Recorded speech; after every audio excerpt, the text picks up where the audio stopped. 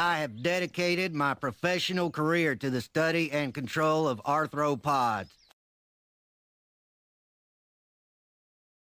I want to end this because I think I've outlined a number of the problems as I see them with relations in this country with Native American people. Some of the things that I've seen, some of the prejudice that runs. But I want to sort of get to make this useful. I want to talk about what can you do? What can we all do? All of us, of any background. What can we do about this thing? What changes can we make? Obviously, like I said, racism, the underlying roots of it, of bigotry in general, are complex. I've mentioned that before. Don't underestimate their complexity. That's something that's really, really critical, and one of the hardest things about racism. It's very, very easy to be, I'm a white person, and I'm not going to be prejudiced against natives anymore, and are at all. And so you go to a powwow, and you stand proud with your, native brethren, and suddenly they look at you and they go, "What the hell are you doing here, stupid white man?" And you're hurt. And you walk away, and unfortunately that happens because it's complex. It's not simple. What you need to do, your response to that, and I got this in a couple of comments and things, and I agree. I know that this happens. I've been a victim of that myself as well. Is you need to take it in the context that it was intended. You need to look at the picture. You need to look at the big picture, that the trials that Native people, any Native person, any person of color in this country, like gay, lesbian, transgendered, like women, deal with things that if you're not part of that, you don't see, and you may not even be aware of existing. Okay, and I mean this across any group. You don't, and I'm not saying white males are all bad people. I don't mean that at all. I'm saying that we don't see, in many cases, it's not obvious unless you're a part of that group, you don't see the prejudice that these people, the hoops that these people have to jump through in their everyday lives, that you don't.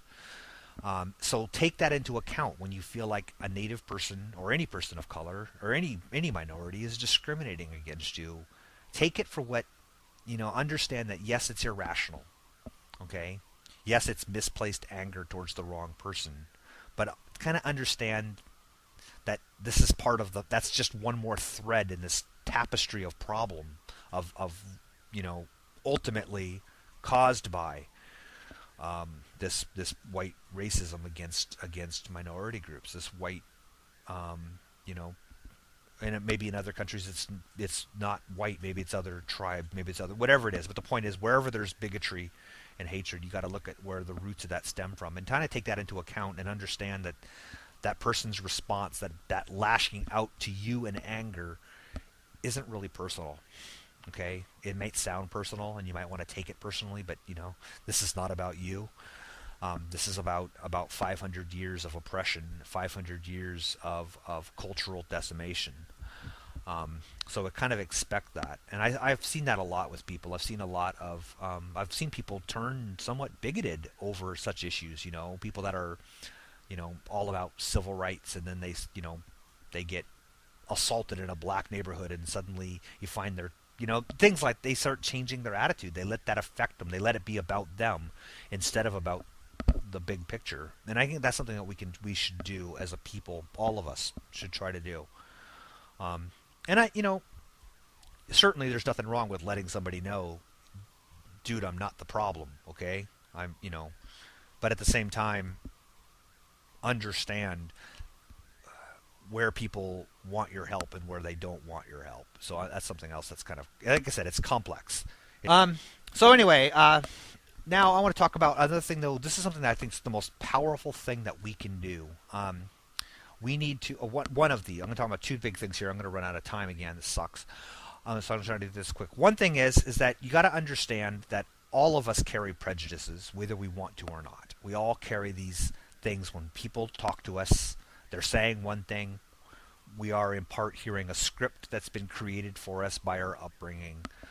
And all of us have prejudice. I mean, and I've been to a couple of different workshops where they talk about how to find these great workshops. In fact, where we learn how to recognizing this, and this is something that's critically important. And I see it as I see, for example, downtown with a bunch of friends. This is an actual event that happened to me. I'm downtown with a bunch of friends, and it's late. It's almost bar closing time.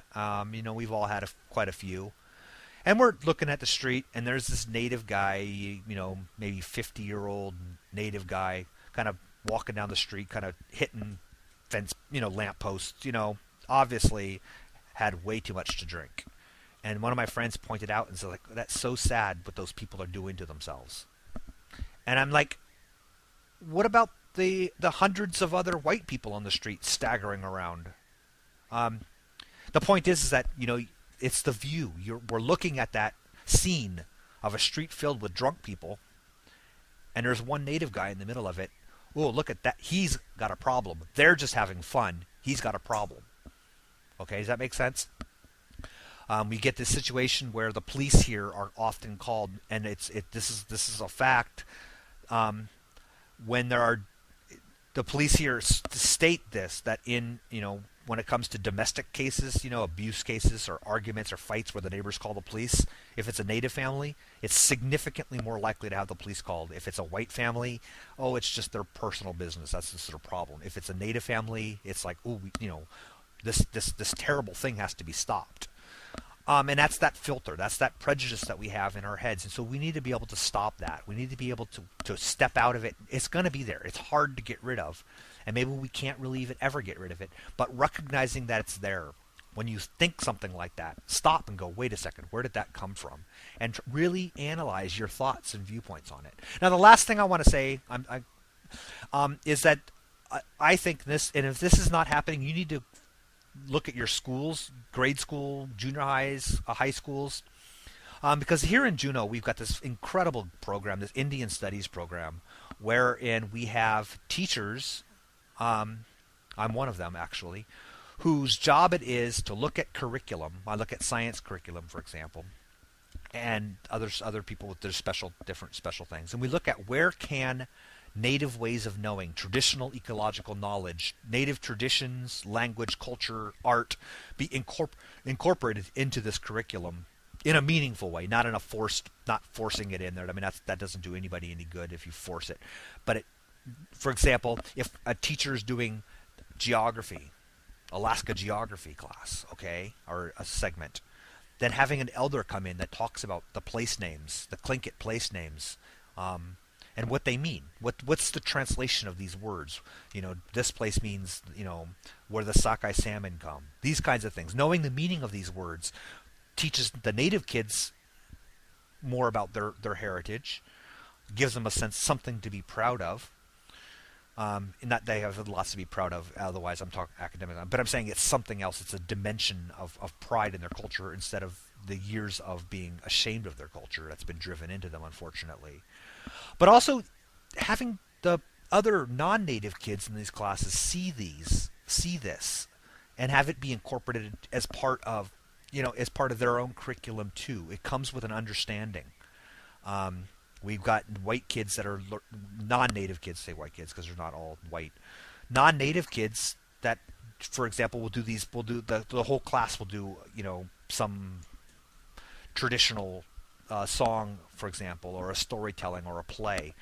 And these are incorporated into the curriculum in a way that's not degrading, that's not insulting to the peoples or the traditions. It's respectful of the traditions. It's overseen and approved of by elders.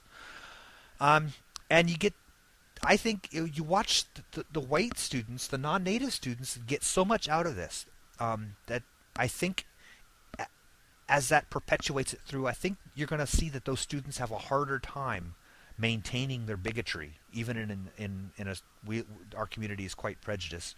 But I think that those people are going to have a harder time maintaining that because of this education. So encourage that kind. If that's not going on in your schools, make sure it is.